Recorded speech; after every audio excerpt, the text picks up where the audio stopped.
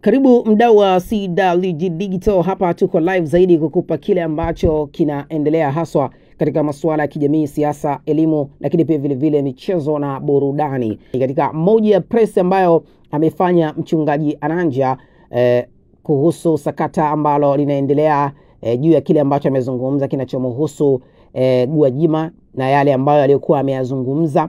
Sasa ulipofika muda wa maswali, waandishi wa habari waliweza kuuliza maswali tofauti tofauti, na moja ya swali liliulizwa na mtangazaji kutokea katika media ya Kipepeo, na swali lilikuwa linauliza kwenye hili sakata la watu kutekwa, uliza inaendeleaje hii kesi, na mchungaji Ananja aliweza kujibu. Sasa alivyojibu kidogo ilikuwa kama katika hali ya joki, lakini licha ya joki aliweza kufikisha au kuwasilisha. Tutazame hapa alivyokuwa ameulizwa hili swali, lakini pia vile vile na alivyoweza kujibu. Naitwa Beyeza, natoka Kipepeo Media. Swali langu umesema kwamba Gwajima yupo karibu na rais, ni mneki, angefuata utaratibu. Kwa hiyo umesema kwamba kila alichokisema hakufuata utaratibu. Labda nyinyi na hizo taasisi ambazo umejitambulisha pale mwanzo, mkuu wa taasisi, labda nyinyi, labda tuseme labda nyinyi ndio mmefuata utaratibu. Labda viongozi wanasemaje kuhusu watu ambao wanatekwa na labda au labda upelelezi au na watu wangapi washafikishwa mahakamani? Kwa sababu umesema kwamba hawajaanza leo, walianza kutekwa Ulimboka, na Gwajima kwenye press yake alitaja watu karibu 80. Kuna yeye tukio la Mbungu alipigwa risasi kule Dodoma. Labda kwenye kadhia kama hiyo, labda uchunguzi labda wamefikia wapi? Labda muulize Wambura. Mimi sio Wambura huyu, mimi mchungaji Ananja. Kwa hiyo ndio hiyo kukosa kufuata utaratibu. Unafuata utaratibu kwa mamlaka ambazo zinaweza kutoa majibu sahihi. Sasa hivi hapa ukiniuliza mimi sio Wambura, mimi yupo Kamiru si Wambura. Hao ndio wanafanya uchunguzi, watoe maelezo yao, ndio wakwenda kuulizwa. Wewe si mwandishi? Nenda kamuulize Wambura. Kama una namba yake nitakupa, lakini mimi hapa siwezi kutoa maelezo hayo. Mimi ni mchungaji Ananja. Kazi yangu wakati mwingine kama nitapata nafasi ya kumuona kiongozi wa nchi, kuuliza kinachoendelea. Nini kimetokea kama nitapata nafasi. Kama nitapata nafasi kumuona Kamilu Wambura, nitamuuliza nini kinachoendelea, lakini kutoa taarifa kwamba uchunguzi umeisha wapi. Mimi sio taasisi ya uchunguzi. Hapa ndio tunapokosea Watanzania hapa. Hapa ndio tunapokosea wakati mwingine hata waandishi. Nenda kamuulize mwenye mamlaka yake. Alafu ungekuja hapa utoe taarifa nilimfuata Kamilu Wambura hakunipa jibu, hapo tungeona sasa kuna matatizo. Nafasi. Lakini ukiniuliza mimi sio mtu wa uchunguzi, sipeleki mtu mahakamani. Mimi nachosema ni kutunza amani. Katika mazingira yote changamoto sio kwamba haipo, sio kwamba watu hawatekwi. Tuna ile approach koje, tusitengeneze jazba na mihemuko na hasira, hatufiki. Huwezi kumaliza tatizo kwa tatizo. Hekima ni kumaliza tatizo bila kuzalisha tatizo lingine, ndio hekima. Swali lingine limeulizwa na mtangazaji wa Giliboni. Aliuliza ni kwa nini mchungaji Ananja amekuja kulizungumzia hili sakata la watu kutekwa, na kulizungumza kwamba inabidi lisimamiwe na watu ambao wanahusika au vyombo maalum ambao vinahusika na hili jambo, na si kila mtu kuwa analizungumzia. Lakini pia akaulizwa swali jingine, na imekaje swala la makanisa kufungiwa, na kwa nini asifungiwe yule ambaye aliyefanya kuleta maudhui au kuleta habari ambazo ni kama za uchochezi. Lakini alichojibu mchungaji Ananja kilikuwa hiki. Tutazame hapa jinsi alivyoulizwa na mpaka kujibu hili swali. Mchungaji, mimi naitwa Ameli, natoka Giliboni TV. Sasa swali ambalo maybe wa Tanzania wanaweza kawa wanajiuliza kwamba kama mwenyewe ulivyokiri kama kweli matukio haya hapo, ila sio sehemu sahihi ya kuizungumzia. Watu wanajiuliza kwa nini mchungaji leo amekuja kujibu, amekuja kuzungumzia haya mambo ya Gwajima, na asingejitokeza wakati ule kabla bado Gwajima hajitokeza na kukemea labda matatizo haya. Watu wanajiuliza kwa nini leo amekuwa anajibu hoja hizi na sio hiyo.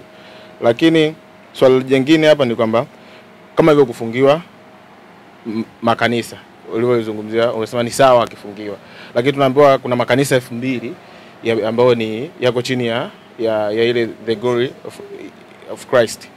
Sasa vipi kuhusu hawa waumini sasa ambao wenyewe imani yao wameiweka pale na wanataka kwenda kufanya unadhani ni sahihi kwamba kuwatelekeza hawa waumini ambao maybe wanafika hapo zaidi 40 au 50 kwa sababu ya kosa la mchungaji wao yeye ametoa yale mahubiri kama yale kanisani?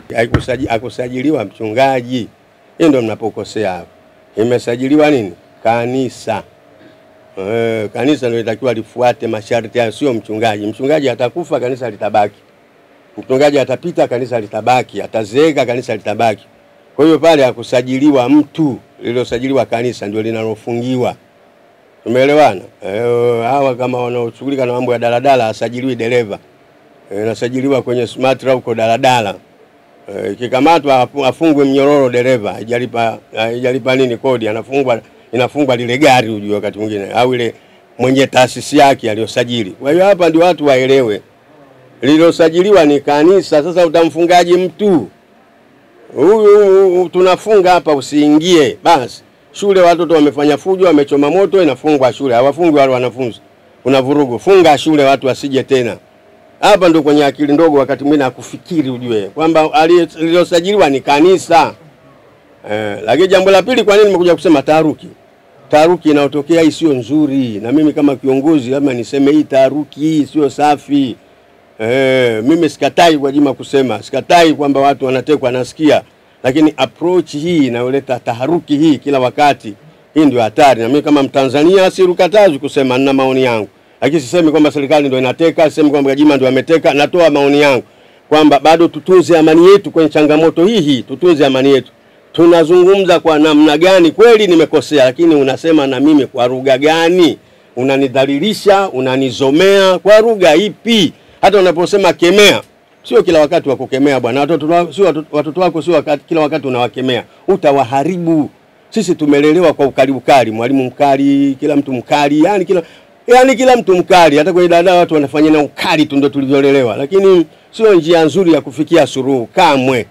Hii watu wakubali, wakatae, hii tunatengeneza chokochoko, hakuna suluhu hapa kwenye hizi vurugu hizi.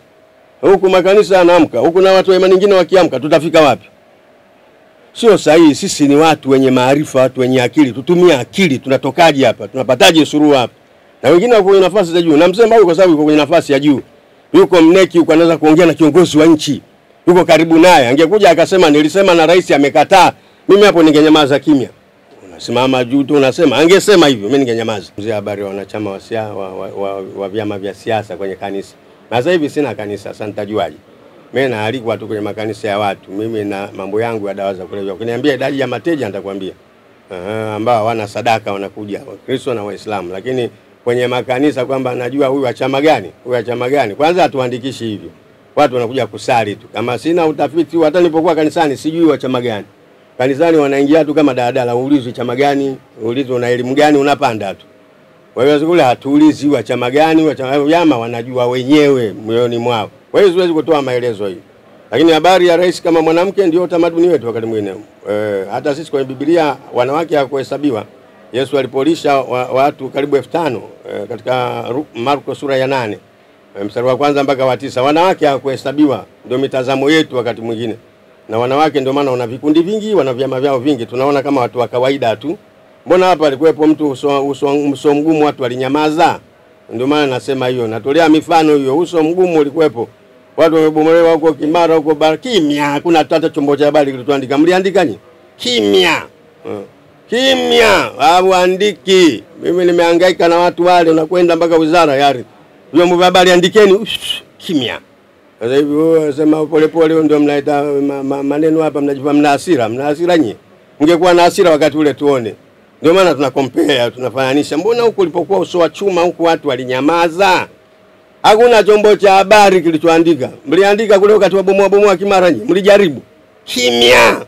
Vyombo vya habari wenyewe, na nikisema lugha nyingine ngumu nasema labda mlifiada ngumu, lakini kimya. Leo hivi ndio mnaandika.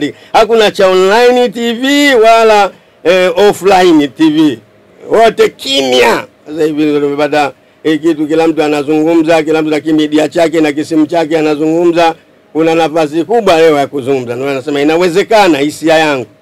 Huyu kwa sababu yuko mwanamke, na tamaduni zetu wanawake tumeona kama watu wa chini, wanawake kama watu ambao hawana nguvu. Wakati mwingine ndio tumepata nafasi hii, kwa sababu natoa mfano uso wa chuma uliopita hapa. Uso wa chuma ukisema kimya kimya,